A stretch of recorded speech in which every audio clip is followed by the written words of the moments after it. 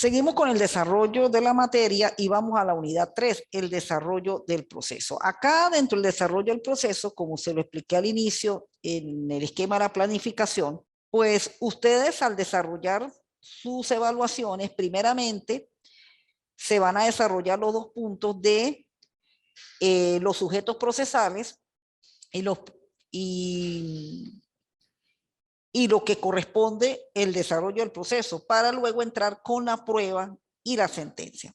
Aunque se va a desarrollar todo el punto, sin embargo, pues tengan ustedes presente que primero son los sujetos procesales y luego la prueba y la sentencia. En esto del desarrollo del proceso, pues primeramente, y aunque se tocó en el tema anterior, lo vamos a volver a recapitular, lo relacionado con los principios procesales, en la cual son aquellas directrices, aquellas normas que generalmente en todas las leyes procesales, sobre todo en las disposiciones fundamentales de las normas, aparecen a los fines de dar las orientaciones o la manera como se van a llevar a cabo cada uno de los actos procesales.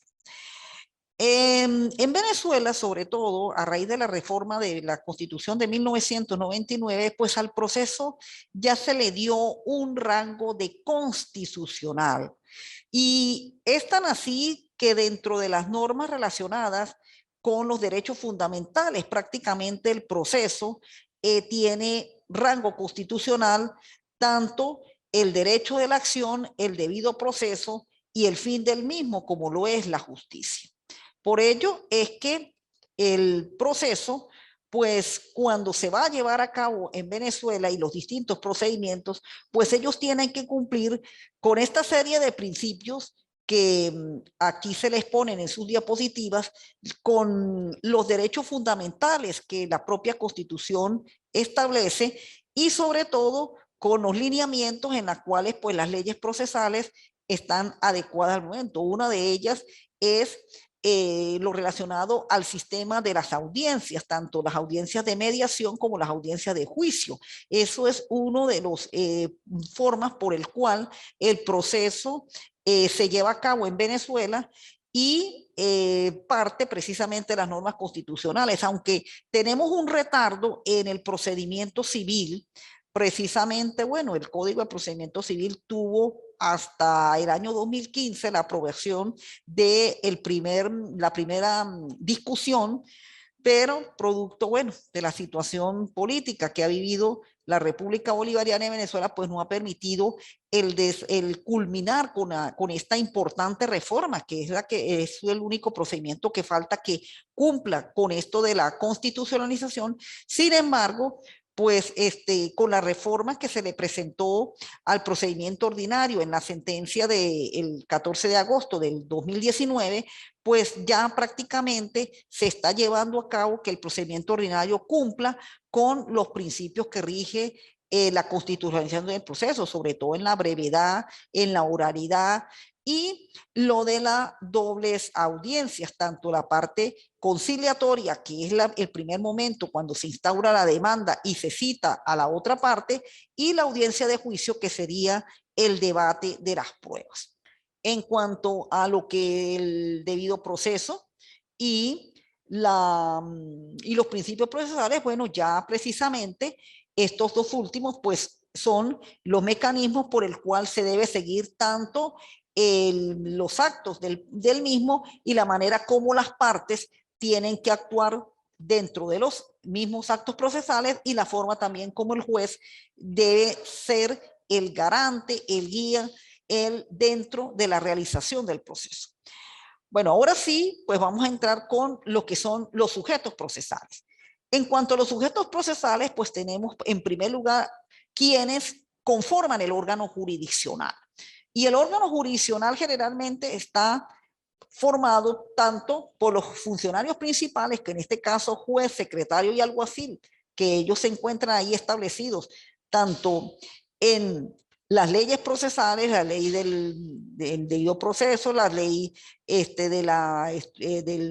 orgánica de lo que como se estructura el Poder Judicial, el mismo Código de Procedimiento Civil, y están aquellos que son auxiliares también de el órgano jurisdiccional. Estos órganos auxiliares pueden ser funcionarios de carrera, que son mayormente los que trabajan, los que colaboran con el desenvolvimiento del tribunal, que mayormente nosotros lo llamamos los escribientes, y aquellos que en un momento dado son llamados para colaborar con el juez, sobre todo en la realización de algunas actividades probatorias o en la realización de algunos actos fundamentales dentro del proceso, que es en el caso de los peritos, de los expertos, que colaboran precisamente con el Poder Judicial para aclarar situaciones en las cuales se necesita la pericia, la técnica de este tipo de funcionario. Entonces, como ustedes pueden ver ahí en sus láminas, tenemos lo que es el juez, bueno, es el funcionario, el representante del Estado, y que ejerce la función jurisdiccional de acuerdo a la Constitución y las leyes. La normativa, tenemos la Constitución de la República Bolivariana de Venezuela, en el Código Civil, la Ley Orgánica del Poder Judicial, en la cual, pues, que es lo que él en realidad hace y su función dentro de el proceso acá en Venezuela. El secretario del alguacil, pues, son los principales allegados al juez. El uno es funcionario administrativo, en la cual pues lleva a cabo funciones de administración y de dirección y control del tribunal, y el alguacil pues es el funcionario en la cual pues lleva a cabo las actuaciones fuera del tribunal, sobre todo en el desarrollo del proceso y cuando se llevan a cabo el inicio de los procedimientos. Él es el funcionario encargado de realizar las citaciones y las notificaciones a las partes. En eso sí, lo realiza es precisamente el alguacil, y también lleva a cabo función de vigilancia, función de orden del tribunal y función de recibir y enviar las correspondencias, etcétera. Bueno, a veces dentro del argot criollo, pues pareciera que el alguacil fuera como el mandadero del tribunal, pero él más que todo lleva una función de vigilancia, de control y de orden dentro de el lugar donde funciona el tribunal. Bien, llevamos el otro punto, otro de los sujetos que forman parte del proceso, las partes. Y las partes pues son los ciudadanos mayores de edad, porque una de las cosas en la cual tenemos nosotros los abogados que aprender, que nosotros trabajamos es con ciudadanos hábiles, con personas con capacidad y mayores de edad.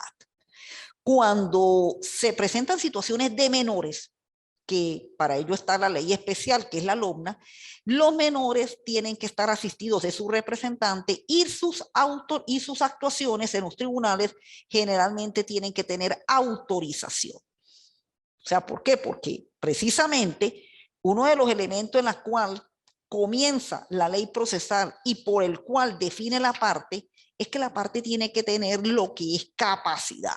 Es decir, estar en el pleno uso de sus facultades mentales y corporales. Porque generalmente en el trabajo de nosotros los abogados, pues podemos representarlo bien sea asistiéndolo o bien sea a través de un mandato judicial. Y cuando ellos nos dan un mandato judicial, ellos tienen que tener pleno uso de sus facultades físicas y mentales para poder dar lo que se llaman los poderes. En el punto aquí relacionado con las partes, como ustedes pueden observar en sus láminas, está el concepto, legitimación, capacidad, liticonsorcio y la sustitución procesal. Bueno, voy brevemente, sobre todo me interesa las tres primeras, con relacionado al liticonsorcio y la sustitución procesal, son mecanismos en los cuales el liticonsorcio y la pluralidad de partes, porque a veces en un juicio no puede, no necesariamente la parte es una sola, sino puede haber una persona jurídica como parte, que es en el caso que demande una empresa, o puede ser en el caso en el cual hayan varias personas que demandan, que el caso típico de varias personas sucede es en los juicios de comunidades, cuando se llevan a cabo las particiones, que es cuando actúan las comunidades, pueden ver pluralidad tanto de demandantes como de demandado, y eso es el llamado liticonsorcio. La figura de la sustitución procesal pues tiene que ver cuando ocurre lo que llaman la muerte de la parte, en la cual pues se tienen que llamar a los herederos a través de la citación de ellos para que ellos continúen el juicio como lo llevaba a cabo su causante. Entonces, con respecto al concepto, la legitimidad y la capacidad, ahí es donde me voy a detener un poco porque eso es como se dice, las partes son nuestros clientes y nosotros como profesionales de la ley, como profesionales del derecho, pues tenemos que saber que nuestro medio de trabajo tiene que reunir una serie de requisitos, que nuestro medio de trabajo tiene que tener las características que la ley establece. Y por eso aquí es donde precisamente me voy a quedar un poquito para que este punto pues sea bastante aclarado. Bueno, aquí tenemos una definición del famoso jurisconsulto venezolano Loreto, en la cual explica el concepto de parte lo siguiente: toda persona que se afirme titular de un interés jurídico propio tiene cualidad para hacerlo valer en juicio, cualidad activa, y toda persona contra quien se afirme la existencia de ese interés en nombre propio tiene a su vez la cualidad para sostener en juicio la cualidad pasiva. ¿Qué significa la definición o cómo se interpreta la definición del doctor Luis Loreto con respecto a estos requisitos de la parte? Primero, tiene que haber un interés, una motivación para actuar. Pero ese interés y esa motivación naturalmente le va a dar que tenga una cualidad. ¿Cuál va a ser esa cualidad? Precisamente la cualidad va a ser que ella participó en la realización de esa relación jurídico-material, en la realización de ese negocio, en la realización de ese acto, en la realización participó. E igualmente, la persona contra quien actúa también participó con ella en esa relación. Por lo menos, si se va a demandar la disolución de un matrimonio, pues sea el esposo, sea el hombre, sea la mujer, tuvieron que realizar un acto previo que se llama el matrimonio. Entonces, ese matrimonio fue realizado, por decir algo, por Pedro y María. Y va a demandar a lo mejor Pedro o va a demandar María. Entonces, María, ¿a quién demanda? Demanda a quien, con quien realizó el acto, que fue Pedro. ¿Sí? Entonces, tienen que ser esas mismas personas que además de tener el interés, sobre todo uno que él tiene interés, cualidad para hacerlo. Claro, tiene esos elementos en los cuales participó en ese acto y a su vez va a tener legitimidad. Entonces, cuando usted se demanda a la persona que cometió el daño, tiene que haber participado en ese mismo acto. Y eso es precisamente lo que le va a dar el interés, la cualidad y la legitimación para poder ser llamada parte. Porque cuando esa parte es dudosa, puede ser objeto incluso hasta de inadmisión de la demanda. De allí tenemos que están los elementos de la cualidad y de la legitimación. Cualidad necesaria en la cual debe tener los contendores para instaurar y proseguir el juicio. La regla general de esta materia puede formularse así: la persona que se afirma titular de un interés jurídico propio tiene legitimación para hacerlo valer en juicio. Legitimación, y la persona contra quien se afirma la existencia de interés en nombre propio tiene a su vez la legitimación para sostener el juicio, que es pasiva. Entonces, en el caso del juicio de divorcio, demandó la esposa, demandó al esposo porque ambos tienen la cualidad y tienen la legitimación de que a través del acto del matrimonio ellos adquirieron la condición de esposos. Y ese es el requisito que se requiere para poder instaurar el juicio de divorcio: que hayan sido esposos, que ese matrimonio fue legalmente válido y que ese matrimonio, por lo menos, ¿cómo lo prueba con el acta de el registro civil del matrimonio expedida por la autoridad competente. Ahí es donde la parte pues tiene la legitimación para poder actuar en el juicio. Y en cuanto a la capacidad, esto por eso les decía al principio de que nosotros los abogados trabajamos es con personas mayores de edad, con personas en las cuales tienen sus plenas facultades, tanto físicas como mentales, óptimas, porque precisamente ellos cuando realizaron el negocio tienen igualmente estaban capaces para hacerlo, pues igualmente van a tener la capacidad para reclamar la violación de derecho por ese acto que realizaron. Entonces, como lo se explica y lo concibe el jurista Rangel Romberg, es la idoneidad para adquirir y asumir derechos y obligaciones, siendo en el derecho moderno la capacidad la regla, la incapacidad la excepción. Por eso es que la norma del Código de Procedimiento Civil, y usted lo ven ahí en el artículo 136, pues nos establece que son capaces para obrar en juicio las personas que tengan el libre ejercicio de sus derechos, las cuales pueden gestionar a través de por sí mismas o por medio de los abogados, salvo las limitaciones que establece la ley. ¿Cómo se explica el contenido de esta norma? En primer lugar, cuando tenemos libre ejercicio de sus derechos, quiere decir que la persona no tiene impedimentos para ejercer sus derechos, en especial los derechos civiles.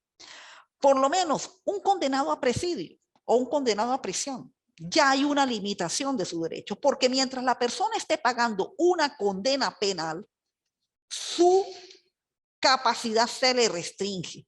Ahí entra en lo que se llama la inhabilitación o la llamada interdicción legal. Entonces, cuando una persona tiene una interdicción o una inhabilitación, desde el punto de vista de ejercer actuaciones en un proceso, pues no lo puede hacer. ¿Por qué? Porque hay una limitación en el libre ejercicio de sus derechos.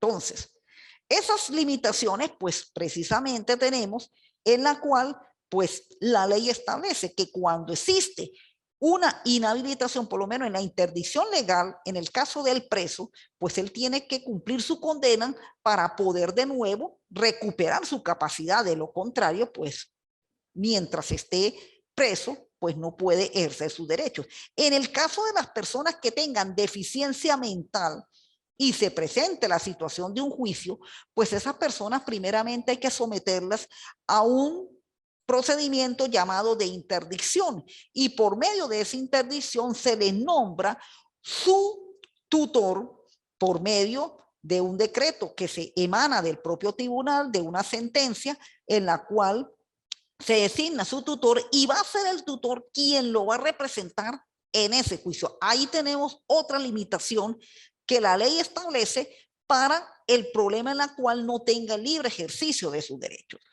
Y actuar por sí mismo, por apoderado, es que precisamente la parte, cuando va a actuar en el juicio, ella tiene dos formas de hacerlo. Cuando actúa por sí misma, la asiste un abogado.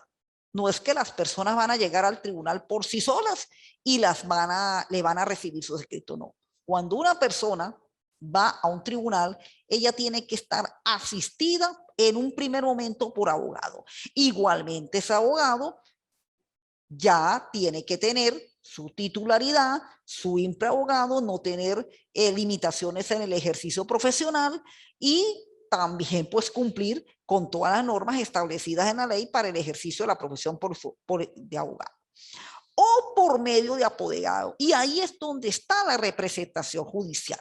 Ese nombramiento por medio de apoderado se hace a través de un poder, que este poder puede ser un poder público que se otorga ante una notaría, y uno pues representa la parte, y ahí prácticamente el abogado es el que realiza todo el trabajo, o también a través de la figura del poder apudacta, que se otorga en el mismo proceso, para ese mismo juicio. Esa es otra de las maneras en la cual se le puede dar poder al abogado. Entonces, esta es la manera como actúa la parte. Entonces, primero, tener la capacidad, el libre ejercicio de sus derechos. Si hay limitaciones, someter a la parte a que nombre su tutor para que en su nombre ejerza la limitación, y actuar o bien sea asistido por abogado o por medio del Poder Judicial. De esa manera es que las partes actúan en el juicio. Está el punto de lo que es la tercería, la intervención voluntaria, la intervención admisiva, en la cual pues es la presencia de ciertas partes en la cual pueden considerarse afectadas por el ejercicio de sus derechos, en la cual pues intervienen en forma adhesiva o a través de un juicio principal de tercería. Aquí se opera lo que es la apertura de un cuaderno paralelo y se lleva a cabo el procedimiento en similitud con el juicio principal. Ahí tenemos la clasificación de la tercería voluntaria forzada, bien sea cuando hay oposición al embargo, cuando hay quebrantamiento de algún derecho de la parte principal, y la adhesiva, que más que todo puede contribuir con la mejoría del juicio principal. Y tenemos la forzada, que es aquella que se ocurre prácticamente en forma obligada. Bueno, entramos con otro de los elementos que se desarrolla el proceso, que es la prueba. La prueba, pues prácticamente es el segundo mecanismo de el desarrollo el desarrollo de los respectivos procedimientos, porque generalmente los procedimientos entran primero lo que se llama la introducción de la causa. En la introducción de la causa es aquella etapa del proceso donde las partes exponen sus alegatos. Sus alegatos pues son las distintas situaciones por la cual se produjo el quebrantamiento de la relación jurídico-material, por la cual se produjo el quebrantamiento de los derechos, y precisamente indica cómo va a probar esos quebrantamientos, porque en el momento de la decisión del juez, el juez tiene que decidir en base a lo alegado y probado. Esa es la manera como el juez va a ejercer la función jurisdiccional. No es solamente lo que yo dije, sino lo que pruebo. Entonces, ¿cómo lo va a hacer? A través del mecanismo de las pruebas, que son sencillamente la realización de una serie de actos, la realización de una serie de medios por el cual las partes van a probar o contradecir los alegatos. Por eso, como está ahí definido en la diapositiva, tenemos que la actividad de las partes dirigida a crear en el juez la convicción de verdad o falsedad de los hechos alegados en la demanda o en la contestación de la demanda. Es decir, la prueba tiene como finalidad que se produzca la verdad. Si se alegó, si hay verdad en ello, o si se contradijo, si hay verdad en ello. Por eso es que la prueba es el acto de las partes, no del juez, porque la prueba la produce la parte. La prueba la tiene que exponer la parte. Cuando se realiza el negocio, ¿dónde consta ese negocio? En un documento. Y ese documento, ¿quién lo va a presentar? Lo va a presentar es la parte. El juez lo que hace es valorarla, hacerle el análisis de lo que alegó y de lo que probó. Y si corresponde a la manera como se valora la prueba de acuerdo al 509 del Código de Procedimiento Civil, tiene razón en lo que se alegó. Si no, pues no ha lugar a la valoración y por lo tanto se desecha su apreciación por parte del juez. Entonces, las partes suministran el material probatorio al juez del mismo modo que la suministran los temas de las pruebas en sus alegatos, en la manifestación del principio dispositivo en que el juez debe atenerse a lo alegado y probado en autos. Entonces, el juez no puede ponerse a inventar pruebas. El juez no inventa alegatos. Todo eso lo producen las partes. Y las pruebas tienen también unas características que por lo general tienen que ser legales, tienen que ser accesibles, tienen que corresponder de acuerdo con la normativa del Código Civil y el Código de Procedimiento Civil. Hay limitaciones incluso para presentar determinadas pruebas, por lo menos en la prueba de testigos. Esa es una prueba en la cual es personal, es producida, es más que todo, son terceros que se presentan en el proceso, pero para los testigos tiene que haber ciertas particularidades, porque por lo menos hay limitaciones hasta dónde se pueden presentar testigos. Se sabe que por lo menos familiares cercanos no pueden ser testigos. Enemigos o amigos muy notorios tampoco pueden ser testigos. En cuanto a los documentos, la calidad de un documento público, un documento privado, cuándo es documento público, cuándo es documento privado. En el momento de la observación que hacen los jueces a través de la inspección judicial, qué es lo que el juez debe observar para que esa prueba sea valedera. Lo mismo con respecto al examen que puedan determinar expertos o peritos de algún diagnóstico que se necesite esta prueba, dada su complejidad, dada su manera de ser muy técnica esa prueba. Entonces, es cuando se somete a la inspección de la prueba pericial. Y así sucesivamente las pruebas que son permitidas por la ley. En el objeto de la prueba, ¿qué es lo que en sí hace que la prueba tenga su validez? Es cuando se producen los hechos controvertidos. ¿Y cuando se produce verdaderamente el hecho controvertido? Es en el momento de la contestación de la demanda. En la contestación de la demanda, cuando se rechaza total o parcialmente los hechos alegados o los fundamentos alegados por la parte demandante, lo hace el demandado, ahí es donde se produce lo que llaman la traba de la litis. Y al producirse la traba de la litis es que se producen los hechos controvertidos, y esos hechos controvertidos es lo que se va a probar. Por eso, como lo establece aquí en la diapositiva, y opinión del jurisconsulto italiano conocido como lo es Francesco Carneluti, el hecho controvertido son los hechos afirmados por una parte y no admitidos con otra. ¿Y eso en dónde se produce? Eso se produce precisamente es en la contestación de la demanda. Ahí es donde se produce el hecho controvertido. En la práctica, el hecho controvertido es un hecho negado o contradicho. Excepcionalmente, el silencio de la parte acerca de un hecho afirmado por la contraria es equiparado con la ley como la negación del hecho. Ahora, hechos que son admitidos o confesados por las partes, pues ya no serían objeto de prueba. Por eso es que dentro de la etapa del proceso, en la introducción de la causa, si se produce el convenimiento por parte del demandado, ahí ya no hay lugar al lazo probatorio.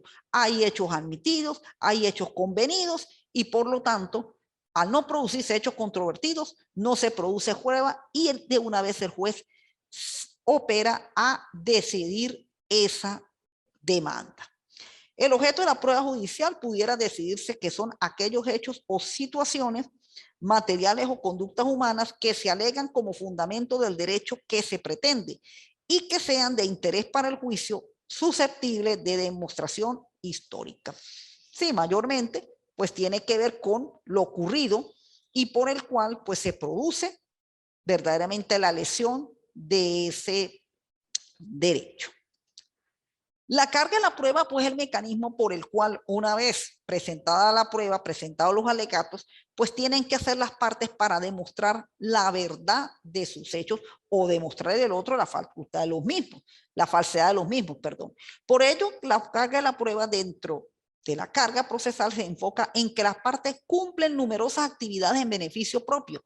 La carga procesal como categoría jurídica autónoma independiente de las nociones en la cual hay una obligación y un deber que al no ser ejercida se traduce en alguna ventaja o beneficio para la parte que tiene encomendado su conocimiento. Por eso, la norma del 506 del Código de Procedimiento Civil establece que quien pide la ejecución de una obligación debe probarla, y quien pretenda que ha sido liberado en ella debe por su parte probar el pago o el hecho extintivo de la obligación. Los hechos notorios no son objeto de prueba.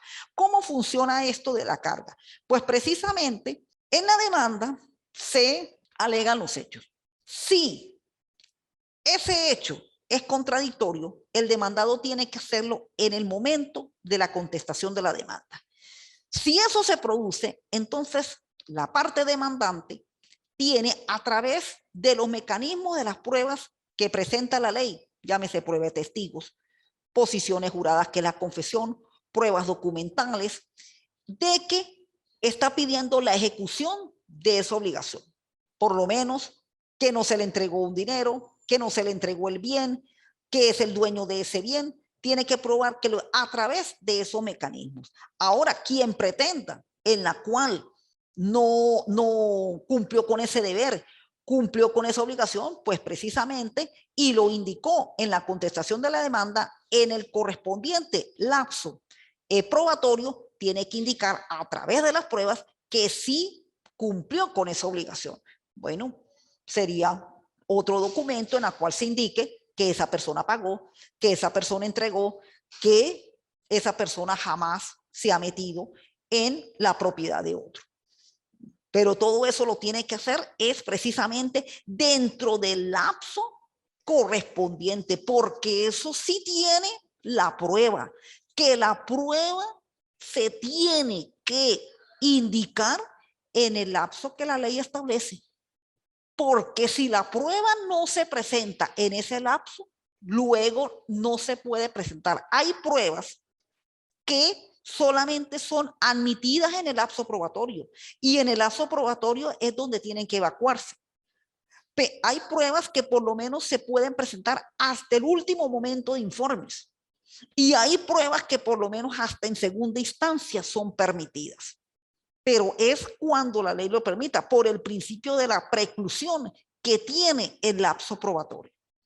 Entonces, la prueba tiene eso, que la prueba cuando se va a introducir tiene que estar permitida por la ley, admitida de acuerdo a conformidad con la ley y producirse y evacuarse en el momento en que la ley lo indique, porque si pasa el lapso y ella no se logra introducir en ese lapso, ya después no tiene oportunidad para presentarla. Ahí tenemos las reglas que tiene el juez para la apreciación de la carga de la prueba, que ellos precisamente, el juez lo hace es cuando va a decidir. En el momento de la sentencia, el juez va a seguir estos lineamientos, esta forma, cómo va a aceptar aquellas pruebas que verdaderamente demostraron ese hecho controvertido y desechará aquellas que resultaron ser falsas o no probaron el hecho alegado o contradicho por la otra parte. Eso, de esa manera, es como se aprueba. Por eso, el sistema probatorio en Venezuela tiene un sistema dual, un sistema mixto. Por un lado, tiene un sistema legal, como lo establece la norma del 395 del CPC, cuáles son las pruebas que son permitidas en el proceso. Son las establecidas en el Código Civil, en este código, que es el Código de Procedimiento Civil, y en las leyes permitidas para ello. Es decir, tenemos un sistema legal, pero en el momento en que el juez va a valorar las pruebas y va precisamente a establecer las normas de las cargas de cómo va a valorar las cargas de la prueba, aplica lo establecido en el 509, que es un sistema mixto, más que todo el de la sana crítica. Por eso, como lo dice la norma, los jueces deben analizar y juzgar todas las pruebas cuanto se hayan producido, aun aquellas que a su juicio no fueren idóneas, para ofrecer algún elemento de convicción expresándose siempre cuál sea el criterio del juez respecto a ella. Y aquí es donde actúa la sana crítica y sobre todo la utilización de los principios probatorios. Uno de ellos, la comunidad de la prueba, es muy importante. El del acceso a la prueba, el de la legalidad de la prueba. Si esos principios se utilizan de esa manera, la prueba puede sencillamente dar la razón a quien verdaderamente la razón la tiene. Por eso, en el proceso es muy importante y sobre todo que las pruebas tengan características de legalidad, que las pruebas de verdad sean auténticas, idóneas. No ponerse mucho a fabricar pruebas ni ponerse mucho a que las personas declaren de una manera que un sí o no, no hay que si es un sí, ¿por qué? Y un no, ¿por qué? Porque a la hora de la declaración, pues precisamente se va a ver que no probaron ni la verdad ni la mentira y muchas veces ese tipo de declaración puede ser desechado y no se consigue la finalidad por la cual tiene el lapso probatorio. Y entramos por último, que es la sentencia. Ya tenemos la actividad que hacen las partes, qué es lo que tienen que hacer las partes, qué requisitos tienen que hacer las partes y la prueba. Ahora vamos con el trabajo del juez, que es la sentencia cuando ejerce el órgano jurisdiccional, que es precisamente el ejercicio de la jurisdicción, los requisitos de la sentencia, la clasificación de la sentencia. Bueno, la sentencia pues es el principal objetivo de la función jurisdiccional y precisamente el objetivo de la respuesta que tiene el proceso desde el punto de vista de la tutela efectiva. Esa oportuna respuesta pues es precisamente la sentencia y esa sentencia es la principal función de la jurisdicción cuando lo ejerce el juez como funcionario del Estado. Y la sentencia ya es una norma individualizada, ya es un caso particular específico. Por eso es que cuando revisamos la pirámide de Kelsen, encontramos que en la base de la pirámide se encuentran las llamadas sentencias. ¿Por qué? Porque la sentencia va a resolver el problema de fulano con fulano. Y la sentencia igualmente tiene un elemento que se llama autoridad. Cuando esta queda firme y se va a ejecutar, adquiere lo que se llama, y lo vamos a tocar más adelante, la autoridad de las cosas juzgadas, y de allí va a materializarse la tutela efectiva. Por ello, como se lo expongo ahí en su diapositiva, es el principal objetivo de la función jurisdiccional de administrar la justicia en la cual está destinada la creación por el juez de una norma jurídica individual y completa, necesaria para determinar la significación jurídica de la conducta de los particulares. La sentencia no es otra cosa que en su esencia sino la norma jurídica individual y concreta creada por el juez mediante el proceso para regular la conducta de las partes en conflicto. Por ello, la sentencia se define el mandato jurídico individual y concreto creado por el juez mediante el proceso en el cual se acoge o se rechaza la pretensión que se hace valer en la demanda. Entonces, ¿qué es lo que decide el juez? Lo que usted pidió en la pretensión. Si usted pidió que pagara y en las pruebas se dio que sí, a usted hay que pagarle, pues el juez va a condenar al otro que pague. Eso es lo que se va a decir en la sentencia. Y en las ejecuciones, el pago. Primero, el pago que lo haga en forma voluntaria. Si lo hace en forma voluntaria, maravilloso. Si no, entonces se actúa ante la vía ejecutiva, ante la figura del embargo, ante la ejecución ya de embargo del bien, lo que llama el embargo ejecutivo, y tendrá que pagarlo con un bien propiedad del demandado. Entonces, sencillamente, ¿cómo es que tenía que ser esa conducta? Usted tenía que pagar, pague. Usted tenía que desalojar, desaloje. Usted tenía que entregar el bien, entregue. Eso es lo que te va a decir la sentencia. Y ella es producto de la realización del proceso. Y ella es producto de la introducción de la demanda. Porque precisamente, ¿qué es lo que le va a decir la sentencia? Lo que usted pidió en la demanda. Por eso es que uno, al final de la demanda, ¿qué pide? Que la demanda sea declarada con lugar. ¿Por qué? Porque en la pretensión lo que estoy pidiendo es que se restablezca la situación jurídica infringida a la parte que en ese caso está uno representando. Entonces, eso es lo que hace la sentencia, hacer valer o no la demanda de acuerdo a lo que haya ocurrido en el proceso, tanto alegado como probado. Tenemos los requisitos de la sentencia y de aquí se van a determinar las mismas partes de la sentencia. El 243 del Código de Procedimiento Civil establece cuáles son esos requisitos de la sentencia, y dentro de esos tres requisitos se encuentran las tres partes en las cuales está estructurada una sentencia. Los primeros tres requisitos corresponden a la llamada parte narrativa. ¿Y en qué comprende la parte narrativa? Por un lado, como lo dice en el numeral primero, la indicación del tribunal que la pronuncia. Por otro lado, las partes y sus apoderados. Y por otro lado, una síntesis clara, lacónica de los términos en que ha quedado planteada la controversia. Ahí se indica cuándo se demandó, cuándo se admitió, cuándo la parte contestó demanda, si hubo la apertura del lapso probatorio, los elementos por el cual el lapso probatorio, la evacuación de las pruebas, cómo se llevaron a cabo la evacuación de las pruebas y la presentación de los informes en forma muy resumida de cada uno de los actos que se realizaron en el proceso. Luego tenemos el numeral cuarto que corresponde a llamada parte emotiva. Aquí es donde el juez hace el trabajo tanto de la carga de la prueba, del análisis de los alegatos, de lo que presentó el demandante, de lo que presentó el demandado, de cómo se llevó a cabo el lapso probatorio para determinar la decisión. Y es aquí donde utiliza el criterio de la sana crítica, los principios tanto procesales los principios procesales, los principios probatorios. Es decir, este es el trabajo prácticamente del análisis jurídico que hace el juez en los motivos de hecho y de derecho de la sentencia. De hecho, porque naturalmente va a ser el análisis tanto de la demanda como de las pruebas, pero de derecho es cuando puede crear incluso mecanismos como jurisprudencia que va a ayudar a que la decisión sea una decisión acorde a la justicia y al debido proceso, y más que todo al Estado Social de Derecho y Justicia, que es la República Bolivariana de Venezuela. Entonces, este es el trabajo del juez. Y en base a ese análisis que el juez hace con los alegatos y con las pruebas es donde viene los numerales 5 y 6, que son precisamente la parte decisiva. En el numeral 5, la decisión expresa, positiva y precisa con arreglo a la pretensión deductiva y a las excepciones o defensas opuestas, sin que en ningún caso pueda absolver la instancia. Y el 6, la determinación de la cosa objeto sobre la cual recae la pretensión.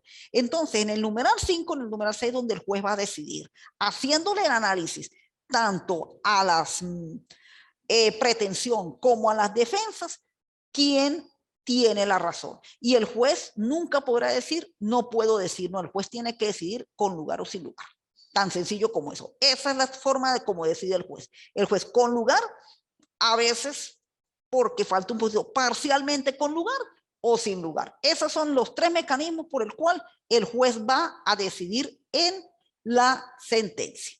Tenemos la clasificación de la sentencia, más que todo las definitivas, que son las que ponen fin al juicio, las interlocutorias que ayudan a resolver situaciones que se presentan dentro de los procesos. Está firmes, está condenatorias, aseguratorias, que más que todo ocurren en el proceso penal, y tenemos la sentencia de primera y segunda instancia de acuerdo con el tribunal que se dictó. La sentencia de reposición, pues son aquellas sentencias en la cual anulan determinado acto para que se vuelva a realizar el acto en el momento en el cual ese acto quedó mal realizado. Y otras formas de terminar el juicio, pues tenemos la llamada conciliación, desistimiento, transacción y perención. Esto más que todo se produce por trabajo de las partes. La conciliación y la transacción son acuerdos que hacen las partes y por medio de esos acuerdos, pues, se presentan ante el juez lo que le da la respectiva homologación y se convierte en autoridad de cosa juzgada. Y lo que es el desistimiento, convenimiento y la perención sí se produce por medio de las partes de la siguiente manera. La primera es por parte del demandante. El demandante puede ocurrir que en algún momento desista de seguir con esa demanda y con ese proceso. Entonces desiste de la demanda. El convenimiento lo hace el demandado. ¿Y en qué momento hace el convenimiento? En el momento en que contesta la demanda, aceptando los hechos. Ya el juez decide y termina el juicio. Y la perención es aquella forma de terminar el proceso producto de la inactividad de las partes. Y más que todo se produce en el momento de la citación o que determinadas actuaciones haya pasado el tiempo de más de un año y ese expediente no se haya movido. Eso generalmente es una forma como de, vamos a decir, de castigar el inicio de un juicio y no darle la continuidad necesaria. Entonces, para volver de nuevo a intentar ese juicio tiene que pasar de 3 meses, de 90 días, a los fines de que el mismo se reanude. Bien, con esto damos terminado la tercera unidad de el desarrollo del proceso.